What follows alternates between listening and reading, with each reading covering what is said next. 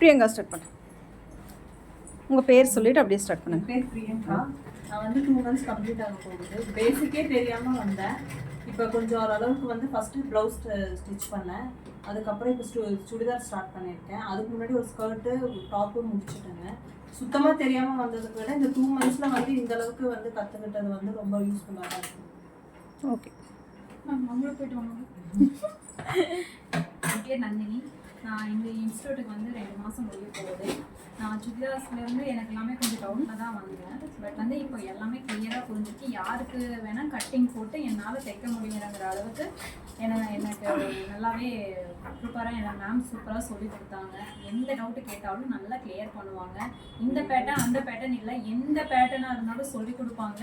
எது ரிஸ்க்காக இருக்கோ அதை ட்ரை பண்ணுங்கள், என்ன டவுட்டாக இருந்தாலும் கிளியர் பண்ணுறேன்னு எப்போ வேணாலும் சொல்லுவாங்க. அதை கேட்டு நாங்கள் கரெக்டாகவே நல்லா பண்ணதில்ல. என்னென்ன சின்ன சின்ன மிஸ்டேக்காக இருந்தாலும் நல்லா கிளியராக புரிகிற மாதிரி எங்களுக்கு சொல்லி எந்த பேட்டர்னாக இருந்தாலும் நாங்களே போட்டுக்கிற மாதிரி மேம் நல்லா ட்ரைன் பண்ணியிருக்காங்க.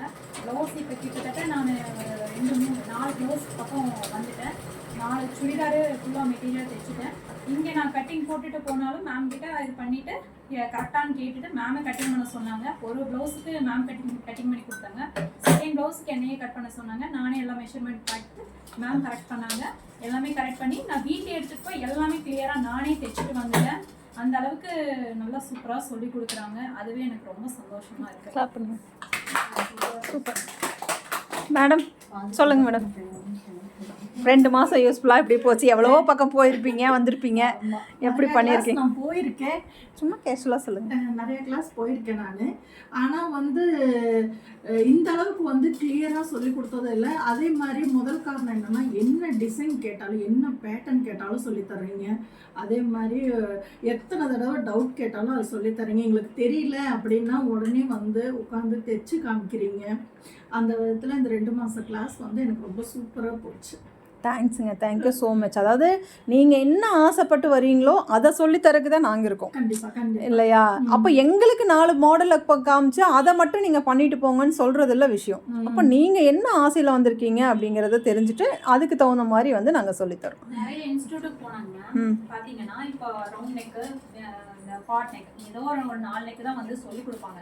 பட் வந்து இங்கே அப்படி இல்லை. என்ன பேட்டர்ன் கேட்டாலும் பண்ணலாம், ஏன் பண்ண முடியாது, இந்த மெட்டீரியல் எடுத்துகிட்டு வாங்க பண்ணலாம்னு கான்ஃபிடென்ட்டாக எங்களுக்கு வந்து நல்லா பண்ணி. இந்த மெட்டீரியல் வைஸ் இருக்கு, என்ன மெட்டீரியல்ல என்ன பண்ணணும் அப்படின்னு ஒன்று இருக்கு. மெஷர்மெண்ட்ல இருந்து, அதாவது ஸ்டூடெண்டா எங்களுக்கு இல்லாம நம்ம ஒரு தொழில் வைக்கிற அளவுக்கு வந்து நீங்க நல்லா சொல்லி கொடுக்குறீங்கிறதா இங்க பெரிய விஷயமே.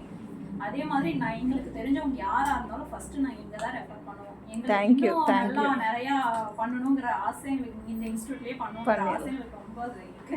பண்ணிடலாம். தெரிஞ்சவங்க ஒருத்தர் கிட்ட வந்து நான் சொன்னேன்.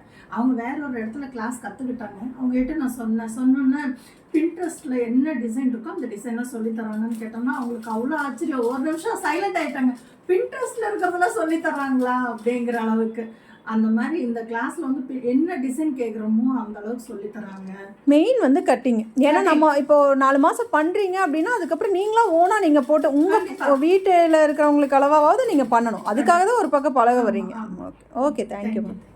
சௌமியா மேடம், சொல்லுங்கள் மேடம். 2 மாதம் ரொம்ப யூஸ்ஃபுல்லாக இருந்தது. கட்டிங் கொஞ்சம் பழகணும், பழகிற வயசியா.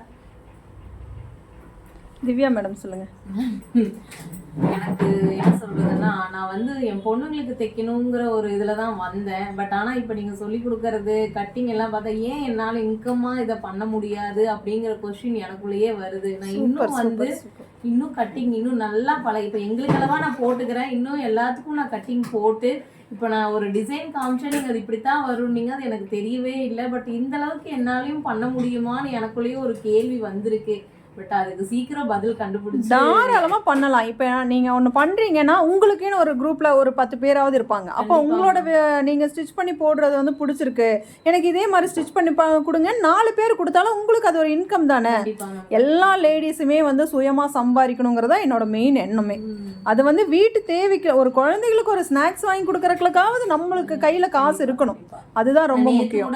போன கிளாஸ்லேயும் கூட ரம்யா கிட்ட சொல்லிட்டு இருந்தேன், எனக்கு இப்போ வரைக்குமே ஒரு இன்கம் இதை கத்துக்கணுங்கிற ஆர்வமே இல்லை. குழந்தைங்களுக்கு விதவிதமா தைச்சு போடணுங்கிற எண்ணம் தான் எனக்கு இருக்கு. பட் இப்போ இன்னைக்கு காலையில அந்த மாடலை காமிச்சதுமே நீங்க சொல்லும் போது இது இப்படிதான் போது எனக்கே தோணுச்சு, ஏன் நான் இது எனக்குள்ள திறமை இருக்கோ, நான் தான் அது எல்லா பெண்களுக்கும் திறமை இருக்கு. வந்தது மேம். உண்மையா காலையில கண்டிப்பா அந்த ஃபீல் வந்தது. நான் இப்பதான் யோசனை பண்றேன், ஏன் நம்ம பண்ணாம இருக்கணும் அப்படிங்கிற மாதிரி எனக்கு தோணுச்சு மேம். சூப்பர்டா, சூப்பர். தேங்க்யூடா. Thank you ma'am.